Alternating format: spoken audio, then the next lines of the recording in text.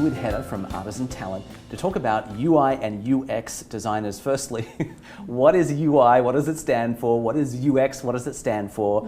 And how are those two things different?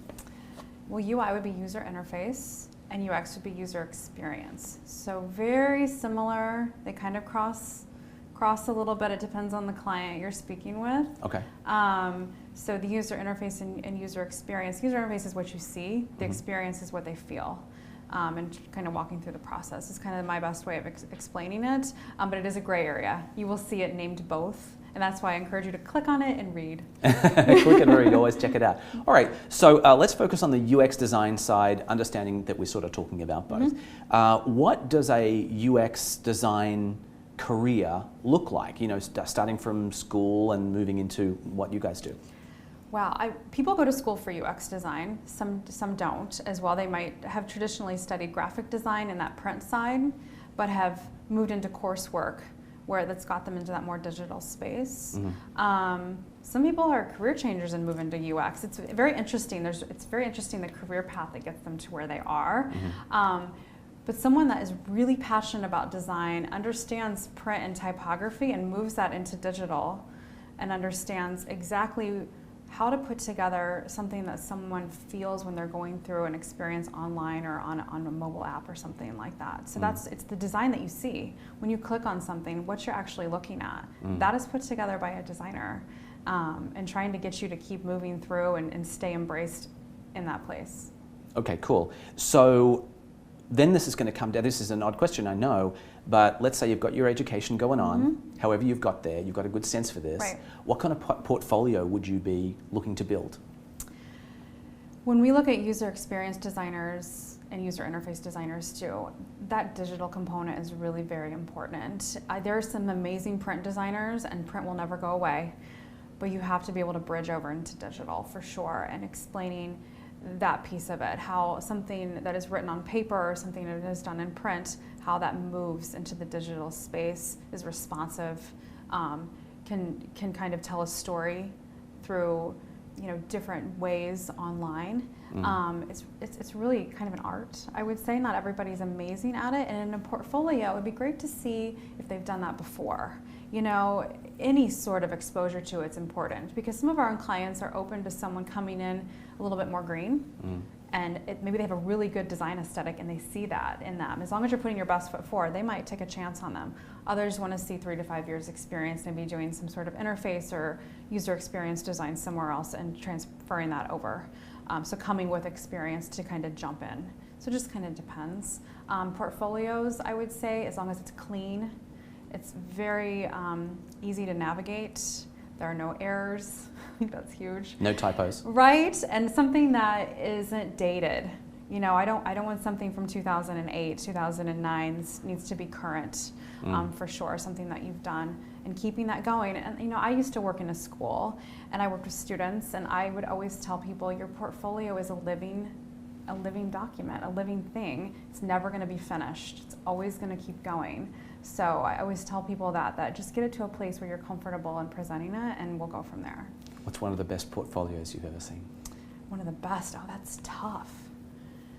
Like I can't name names. No, but I'm thinking like something tricky, like someone did an app or someone projected it in lasers on the side of the Hancock building. I love when talent come in and kind of treat me like a client sometimes, though they know it's going to be very conversational and very easy and we're just going to kind of talk through things. They might come to the office with their tablet and walk me through how they would do it with a client. And maybe it's stuff that's under an NDA that they can't showcase, where I can't present it to them. They have to hold the assets themselves, and they bring that to show to me and how they would actually showcase this to a client. I'm always mesmerized by when they come in with some cool presentation and it's digital. But then they also have a fallback. They're like, hey, if this didn't work, I have stuff in a little print book too, or something that I could email to you. So that always amazes me when they're already one step ahead of me because I'm going to ask. Right. Do you have a PDF? Do you have a book? Do you have an app? Wonder if this doesn't work when you get there. What are you going to do? You know what I mean? So when they're kind of already thinking about that, I love that. So that's a good question, really. What tips would you give for a UX designer in an interview situation? I would say, well, everything's a little bit different based on the client. You definitely want to read the description and know your client and know what they're going to look for. Are they in the e-commerce business? Are they, definitely focused in retail? Are they more on B2B? Kind of know your audience and what samples you're going to start with, and have those loaded up at the beginning, and then have supplemental work that maybe that they ask about you can go to.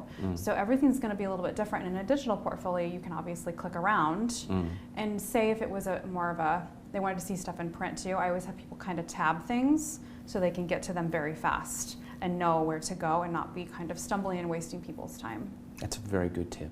All right, so final questions here. Really, a UX designer job, what kind of job, what kind of salary, can you anticipate in the marketplace? I appreciate you do some freelance and some full-time. Maybe you could give a bit of a sense of each. Wow, so freelance, I'm trying to think back most recently. Hourly, I would say we're gonna go from like kind of entry level through experienced.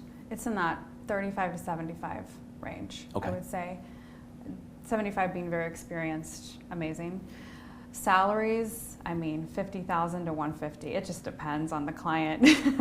So, and this could be a director level down to someone that is more an associate level experienced designer. Okay, cool. And of course, we have a total bias, a hidden agenda that's not so hidden. You work with a company called Artisan Talent. Yes. And we're hoping people will watch these videos and reach out to you guys directly. Absolutely. What are some of the advantages as a UX designer in working with an agency like Artisan, with you guys?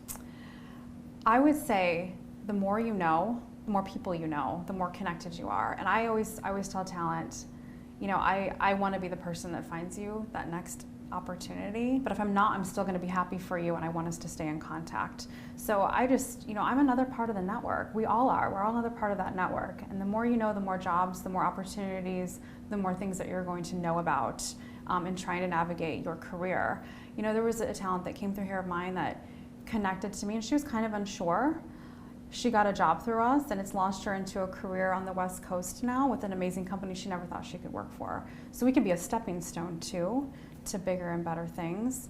But I always tell people we're just another part of that network, and the more people you know, like us, to kind of being your advocate and looking for jobs for you, the better. The more chances you have in finding a great opportunity with one of our amazing clients. All right, cool. For sure. So any last, just out-of-the-box tips for UX, people who are looking into the UX design? It's a very competitive market. So my advice is just, try to get samples from places that you've worked at. Keep those things going.